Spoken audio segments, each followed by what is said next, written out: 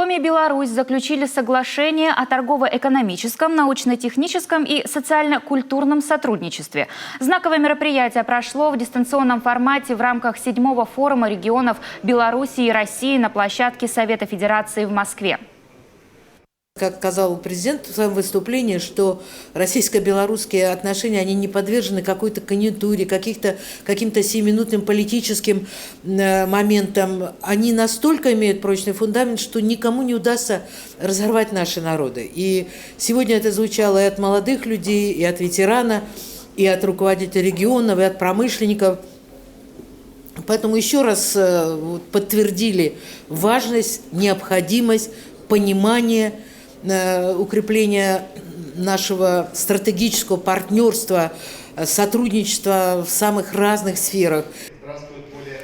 Коми и Беларусь связывают давние взаимовыгодные связи во многих сферах – экономике, культуре, науке, образовании и спорте.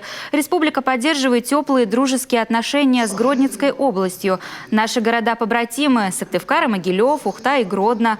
Уверен, что дальнейшее сотрудничество с Республикой Беларусь будет только укрепляться, отметил Владимир Уйба.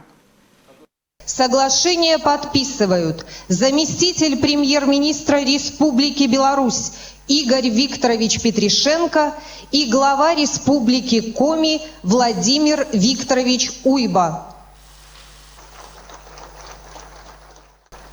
Соглашение заключено на 5 лет. Его действие будет продлеваться автоматически на последующий 5-летний период. В рамках 7-го форума регионов Беларуси и России глава республики Владимир Уйба также принял участие в пленарном заседании на тему «Историческое наследие Великой Победы как основа развития социально-экономических и духовных связей народов Беларуси и России».